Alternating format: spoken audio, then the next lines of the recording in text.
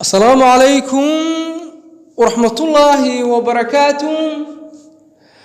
وحن إن شاء الله موقعنا كسوق قادرنا رجي هورن دقن كي حول دقتها وآن لوجو أمانة يجوش كونا أكسنايا ما كلوه يكوني مكتشوجا. أي إن شاء الله سوق قادرنا صدق شيء أو سامح شيء يجوش أدوه أكسنادا هو يكون أيك قيليان. ragaas waxay sameyn jireen wax la yahay dhaga dilaac haweenayda habeenka ay gacanta u qaadaan labada dhagoodba waa dilaaci jireen axmaqnimo waxa iska ahaato awoodiisu wada isticmaalaya waxa iska ahaato laakiin waa science iyo sibtan tilmaamaya ninka awoodiisu sida ay u laban laabnay markay bahda caafimaadku ay dib u eegayaan background ka dib loogu laabanayo ama historical dib loogu laabanayo ragaas afar shay baa laga qoraa inay arintaasi u saamixi jirtay arinta kooban runtii aadka uu inta badan la highlight gareeyo waxa kamida ragaasi in markaa waxa isticmaalayeen ay ahaayeen wax organic oo imika waxa dhibaatada ugu weyn ee keena raganimadu inay daciifto waxa kamida waxyaabaha la soo warshadeeyay ama la soo waariday waxyaabaha in badan baynu ka dignay waxa ku jira chemicals fara badan iyo waxa la yiraahdo preservation fara badan oo waxaan ilaalinaya cuntooyinka la qasaacadeeyo warshadaha laga soo sameeyo cunto kasta dheed bay leedahay waxaan dheedka gaarsiinaya ama cuntadu inaan isbedelin gaarsiinaya preservation baa la yiraahdo wax lagu ilaaliyo oo lagu soo shubo waxyaabaha si ay u badan yihiin cuntooyinka nafaqadana way decrease gareeyaan dhibaatooyin caafimaadna way u geystaan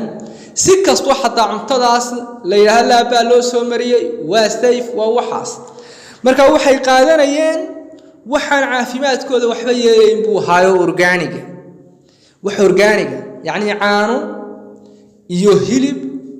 iyo cuntada kale ee markaas organic ah ee aan dhibaatada lahayn arintaas ay u keentay nimankii waxa weeyaan caafimaadkoodu inuu noqdo mid markaas well being koodu inuu sareeyo caafimaadkoodu inuu ahaado caafimaad laaban oo dhammaan xanuunada garooniga free from chronic disease imika waxa arkaysaa nin dhalinyaro oo daada sodoneeyaha ku jira oo xanuunadii garooniga ah iska wada qababa dhiikarkii buu leeyahay macaankii buu leeyahay wuxuu leeyahay cholesterol sadaada sodonayu ku jira dhamaan xanuunadii karooniga ahana uu qaba yani xanuunadii waaweynaa ee kaliya xanuun buu leeyahay ninka xanuunada karooniga qaba sidee awood raganimo looga filan karaa oo weyn maba dhacayso marka arrimahaas waxay u saamaxeen lifestyle koodaas waxa uu saamaxay in caafimaadkoodu uu lama laabmo caafimaadkoodu markii uu lama laabnayna waxay noqotay awoodooda raganimadu inay si saayida ay u fiicnaato arinta kale ee iyadana la soo qaata waa free from stress oo wax nimankaasi wax haba yaraatee warwara oo ku furnaan jiray ma jirin wax cabsiya oo nolosha ay ka qabi jireen ma jirin yani ninkiisa reerkoodii buu ku dhaxdhalanayaa marka uu weynaadana xoolihiisa gooni looga dhigaya kadibna gabadh baa loo keenaya xooluhu iska dhaqanaya hadana yani in nolol badan iyo inuu leeyahay markaa